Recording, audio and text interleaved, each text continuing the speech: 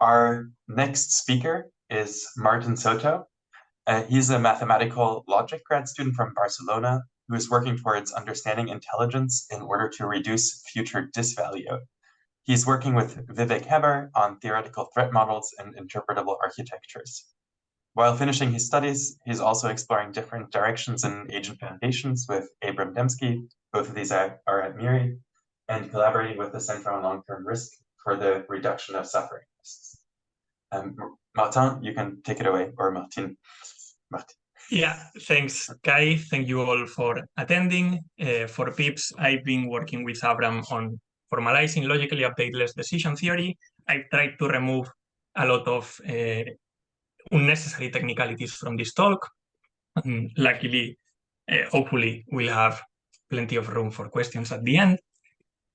So yeah, basically for nearly 2 decades, researchers at MIRI and everywhere have been trying to understand and improve decision theory as part of agent foundations, that is a general theory of intelligence and agency, to obtain some safety guarantees for AI systems. And then Wei Dai crystallized many of the perspectives that were floating around in his updateless decision theory. This is more of a cluster of perspectives than a super concrete formalization. So in this work, what we do is look for a complete formalization of this decision theory, integrating also logical uncertainty. That is not only empirical uncertainty, but also uncertainty about computations, like, for example, what's the millionth digit of pi. And actually, functional decision theory, also from MIRI, already kind of tries to implement some of these perspectives, but it's incomplete in an important aspect, and we just take a different route by using logical inductors. And this can also be understood, what we are studying, as an idealized theory of embedded online learning. Embedded in the sense that our brain, our algorithm, as agents, can influence the environment in non-Cartesian ways that don't only route through our actions and policies. So we are basically breaking one of the implicit assumptions that Cecilia just mentioned. And allegedly, humans, what we do is embedded online learning, and AIs will also do, so that's why we're interested in this. But what is this updateless thing anyway? It's better motivated through an example. Say Omega, the perfect predictor, comes to you as an agent and says, hey, look, I throw a coin, and if it lands tails, you will have the choice of either paying $100 or not paying them. So obviously, you as the agent want to not pay them, right? But there's a catch, which is that if the coin is heads, then Omega will simulate what you will have done in the tails counterfactual empirical world, and Omega will give you $1,000 if and only if you paid in this world. So traditional academic decision theories, especially CDT and EDT, before playing this experiment would like to pre-commit to paying the $100 in the tails worlds, because that leads to a higher expected wealth. But once they find themselves in this tails world, if they haven't pre-committed, then they just they don't pay the $100 because they have, so to speak, updated on the fact that they are in the tails world, and so they no longer care about the heads world, which they know doesn't exist. So it's a kind of change in their utility function. This is what we call dynamic instability, because like different temporal instantiations of the agent are not coordinating, they are fighting each other. And the main motivation for updateless decision theory is exactly trying to get rid of this dynamic instability. And the main idea to attain this is, the basic idea is having an omniplanar at logical and physical time zero that basically thinks a lot about the future and sets the policy for all of the future decision points. But actually, we want to implement it in a more native way, so that even if our agent is directly thrown into the tails world without having had an opportunity to pre-commit, it can nonetheless satisfy this notion of global optimality and pay the $100. So actually, it turns out that this empirical updatelessness is satisfactorily solved when assuming logical omniscience, that is, we have unbounded computations, we can compute whatever we want.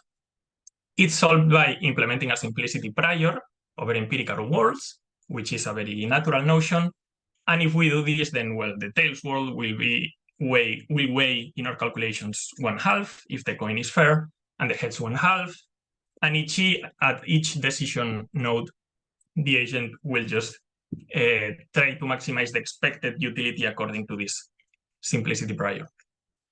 So we do have to implement, choose the right simplicity prior so as to not get anthropically captured, if you know what that is. Not everyone has this as their favorite decision theory, of course, but at least we know how to build this agent. Enter now logical uncertainty. We have the same situation, but instead of an empirical coin, omega chooses some logical sentence, decidable logical sentence phi, and then heads or tails is just whether the sentence is true or false in the sense of, for example, provable from PA or its negation is provable. And now we don't have an analog of the simplicity prior, so we don't know how to solve this situation so easily.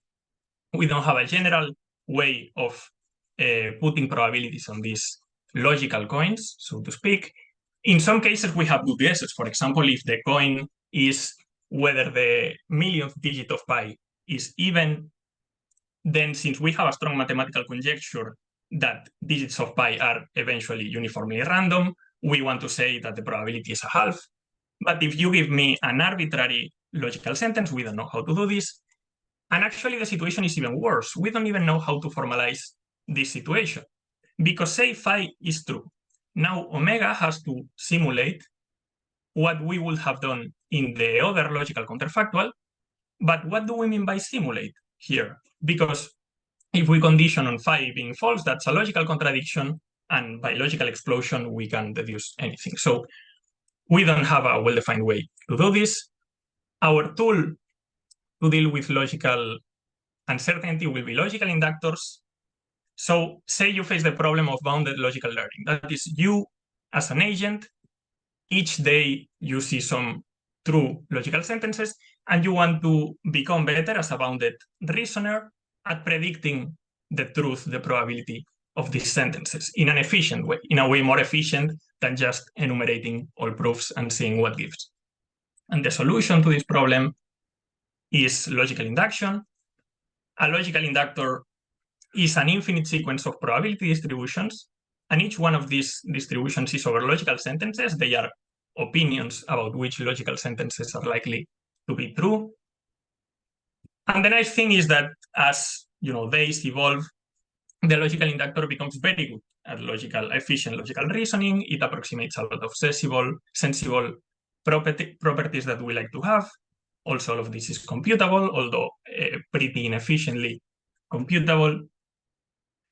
And yeah, there are more details about the construction of logical inductors. Of course, they are constructed as a market made out of traders. They are very interesting, but we don't need those details right now. And we use logical inductors, in fact, for two different things. One will be implementing logical counterfactuals. The other one will be directly by building our agent. So for the first thing, we have the same situation as before, but now we give omega a logical inductor that it will keep running with the observations from the whole decision tree.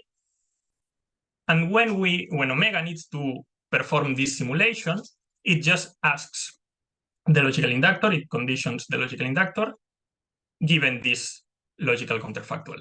And also, logical inductors under conditionals have some nice properties, so we also like that. It is necessary, though, that this logical inductor is low enough that it hasn't yet decided the truth or falsity of this formula we condition on. Otherwise, conditionals start behaving more pathologically. But actually, this is not as problematic as it might seem. And with this idea, we have turned static one-shot situations of logical counterfactuals into something that is approximated by dynamic learning through the learning of a logical inductor. So the logical inductor eventually will have good opinions about what the agent's algorithm does.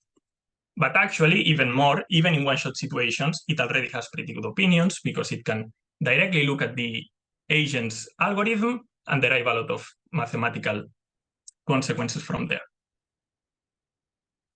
So now on to actually building the agent. Something that already existed was logical inductor decision theory. Here, we just take any logical inductor and we use it to choose actions. We basically in any observation, the agent will take the action that, according to the logical inductor, this is just expectations according to the logical inductor, maximizes utility. So we are just using the complete knowledge of the updated logical inductor. Notice there's an interesting self-referentiality going on here because, of course, actions are chosen through the logical inductor, but the logical inductor is also thinking about actions, but logical inductors are especially good at dealing with this kind of self-referentiality. Also, this decision theory is different for different logical inductors. So the logical inductor is a parameter, and it plays kind of the role of a prior. But also we can implement epsilon exploration, and then in the limit, this dependence washes away. And finally, notice that this is completely updateful because it's just using the complete knowledge from the updated logical inductor. Actually, this is like EDT, but instead of logically omniscient, it's logically uncertain and using the logical learning of a logical inductor. So this is completely updateful. We want to do something different. Here's the plan. Given any decision tree that our agent will face, any omega, first we choose a logical inductor. Then we run it up to some large value, okay? And this expansion represents how the inductor each day gathers more and more opinions about logic. And then we extrapolate this finite probability distribution into an infinite prior. And here what we're doing is taking all of this information and propagating it through all the rest of the logical sentences. And then we can just use the prior to decide which actions yield higher utility forever, as we did earlier with the logical inductor. And yeah, also here we are kind of running up to k before starting the decision tree, but we could also more realistically do this while we are already playing the first round of the decision tree with logical inductor decision theory, for example. That doesn't make a big difference. And actually, there's a further technicality, which is that we first have to ask P how it wants to update, which pieces of information it wants to be updateful about, because maybe the prior is very convinced that, no, in this situation, no one is looking at my brain or my algorithm. I can just learn everything and perform the best updated action. And then we can indeed implement P forever whilst being still updateful about those things. So this is already an important takeaway, that someone somewhere has to take this decision of what to update on. And there doesn't seem to be a privileged way to do this, to like a certain class of things you should update on. It seems like it's completely context dependent, depending on the decision tree. So our main worry here for updatelessness and also for our agent is that this agent in the limit will be very silly, right? Because this logical inductor state at the end of the day only has a finite amount of information. And maybe when we go very far off, this information will have run out and the agent will not know what to do. To ameliorate this, we want to implement some coherent conditions in our agent that basically say that it's reasoning basically correctly about the future and future lines and possibilities. So the way we'll do that is first extend logical inductors so that every finite inductor state satisfies these coherence properties, and then also ensure that our infinite extrapolation also preserves these properties. So for the first thing, making logical inductors satisfy them, they are properties like propositional coherence, expectations behave, how expectations should behave, universal instantiation, this is just something syntactic. Reflection principle, this is, when thinking about future beliefs, no expected update. Also epistemic self-trust, which is trusting your future beliefs, as in, if I learn right now that in 10 days I will put probability P on phi, then I would already now put probability P on phi. Notice that all of these properties are actually learned in the limit by logical inductors. That already happens naturally because they are good predictive properties. But what we need here is for this to be satisfied in each finite state of the logical inductor. And yeah, basically propositional coherence was already done by Garrabrant and Appel in something they called universal inductors. These two were easy because they're mostly syntactical. These two refer to all of the inductor globally, so they were more complicated and required new ideas. But whatever, we have them. And now these coherence properties have to be also preserved through the infinite extrapolation.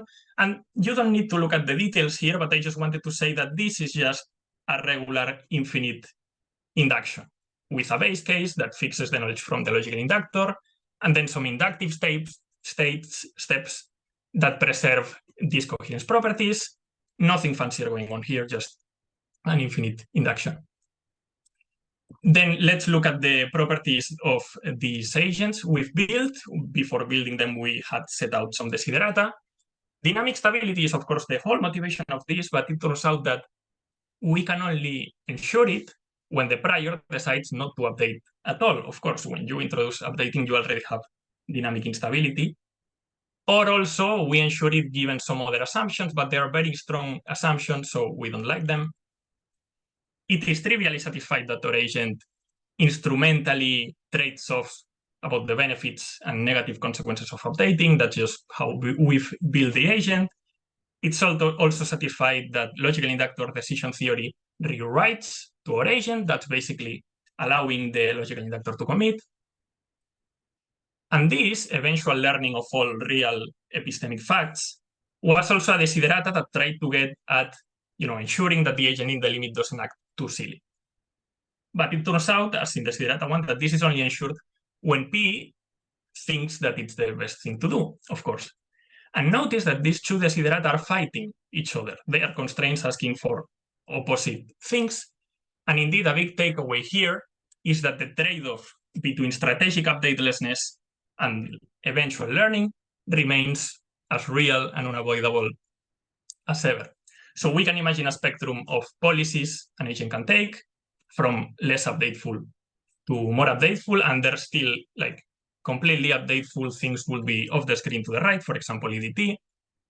And all of these can be implemented by our construction by just changing the parameter of the prior and what it believes, or equivalently the parameter of the logical inductor, which is what decides the prior. In one extreme, we'd have complete updatelessness. More towards updatefulness, but still pretty updateless, we'd have policy selection, which is basically learning forever, but very slowly, so that you can still reap many of the benefits of strategic updatelessness. It's like a small bounded reasoner deciding policies for a large agent. And I claim that some of the things from complete updatelessness that seem instinctively undesirable for humans are actually a problem with expected value maximization. Because really, a completely updateless agent is just doing EVM, but it's doing it in a set of worlds even larger than we are usually used to. Not only maximizes over empirical worlds, but also over logical worlds. And this usually means that it does pretty silly stuff. So here, probably we want to do something like, implement some geometric rationality as in Garrabrant, which are basically Kelly vectors, and see whether this ameliorates. But I do think this fundamental trade-off between updatelessness and learning will remain until we find some radically new ideas. And while these ideas are not present, I think the decision theories more appealing to humans will probably be around this area. And then going forward, this is all very much work in progress. There are a lot of expansions and avenues that we still want to go down. We have some conjecture impossibility results that represent this fundamental trade-off between updatelessness and learning. We want to look more into them, although there are some problems with formalization due to logical uncertainty. Very relatedly, we want to look at this spectrum of less and more updateful and see whether some points are privileged, whether some cognitive architectures, that is priors, are especially good for some reason. But of course, for that, we first need the notions of optimality or metrics. And as mentioned just now, from within expected value maximization, we cannot explain what it is that it seems to us that updatelessness is doing wrong, because it's just doing EVM. So we need to find the true mathematical name, if it exists, of what it is that updatelessness misses on humans' eyes. And then in a different direction, it seems like while we remained in this dynamic learning setting, this fundamental trade-off will be unavoidable. But maybe if we found a more realist and static framework for logical uncertainty, this needn't be the case, and ideas closer to FDT might eventually work out. And yeah, we also want to look into this. There's a bit of evidence that something like this shouldn't exist, but I want to believe, and we have some ideas about selection theorems and stuff. So also excited to look into that. And yeah, we have a lot of other smaller avenues and things in the drawer, but I'll leave it at that for now and open for questions. Please feel free also to enter with basic questions. And if there are no questions, I also have some short and sweet thoughts that I can share. Thank you. All right, thank you so much. Here's another virtual round of applause. We have two questions already in the chat, so let's start with the first one. Vanessa Kozoy asks, can you explain the formal meaning of the claim that updatelessness with omniscience is solved by the simplicity prior? It doesn't make yeah, that's the question. Yeah, I read that. Yeah, I certainly meant something fancier or more vague, or like we are minimally satisfied with this proposal in the sense that we find it, satisfy the basic intuitions behind the thing that Wei-Dai sketched, because it seems like we have this realist notion of the mathematical formalism actually accounts for the reality of these alternate empirical worlds in a way that our present frameworks don't account for the actual objective reality of other possible logical worlds. So it was just that. It was like, I mean, as I mentioned, it's not solved in the sense that we don't know how to choose the right simplicity priors and stuff, but it really feels to me like it just captures the intuitions, and empirical UDT like clearly is that. I'd love to discuss more, of course, in the breakout room or wherever. Thank you. The second question is also by Vanessa. Can you give a rigorous definition of the type signature of LUDT? And what are a few nice rigorous properties it has? Yeah, basically, yeah, this was over here. As mentioned, these does depend on the parameter of the logical inductor. So for LUDT, you will basically take a decision tree, and we have formalized a class of decision trees that implement this simulation of logical counterfactuals through logical inductors. Omega's logical inductor, we have this defined. And you give LUDT a choice of logical inductor and a decision tree, and then it will basically run all of this process. Well, yeah, you also have to give K as a parameter, or unless you specify some natural way to obtain that. And then it basically runs through all of this process. It extrapolates to the infinite P, not that we need some actual infinite computation or anything. It's just like in the future when it needs to consult the probability of some sentence, it can run like the computation of the prior up to there. And this is like computable, pretty inefficient, again, like logical inductors, but computable. And then what this does is just basically output this probability distribution P, which is over the infinitely many logical sentences. And some syntactic variable like U represents utility and this kind of stuff. And then by another completely straightforward computation, we can use that to compute which actions are recommended in the decision tree. So that's basically the signature. Maybe a few nice rigorous properties it has. Yeah, as mentioned, it really quite depends on the choice of logical inductor or prior. Equivalently, other than these, and 1 and 3 that clearly vary with the prior, of course, we have a lot of coherence constraints on the beliefs. What else do we have? Yeah, given some assumptions about like because also this is like UDT 1.0, but we have a straightforward way to extrapolate, like just a basic change that turns it into UDT 1.1. So this version that I've presented, given some assumptions, and that the prior has the right shape, it will eventually learn to play any finite set of sequence of decision problems optimally according to some notion of optimality that's pretty straightforward. And if we do the change to UDT 1.1, then we no longer need those assumptions on the decision trees. Yeah, that's just the first things that come to mind. Thanks. Great. Thank you so much. We have another question that just came up. Can you re-explain the difference between complete updatelessness and policy selection? Maybe giving some outside of the context of logical decision theory as well. Yeah, of course. Policy selection, and Abram has a post on this actually. Policy selection is a situation in which you have a small reasoner that we actually also can understand as a logical inductor. This reasoner, keeps thinking and coming to better refinements of their logical beliefs, but the reasoner grows very slowly. And on the contrary, the rounds that we play grow much more rapidly. So maybe we are in the round 100, but the reasoner still has only seen the first 10 rounds, something like this, right? Like it grows much more slowly than the rounds that we play. And then it is the small reasoner that looks into the future and recommends a policy to this bigger agent in the 100th day. And so this policy can involve, hey, actually be updateful about this, actually be updateless about that, whatever. But the thing is that these policies are chosen, from a more updateless position, so that if this big agent knows the digit of pi, but this small reasoner still doesn't know it, then we can solve counterfactual magging on digits of pi correctly, for example.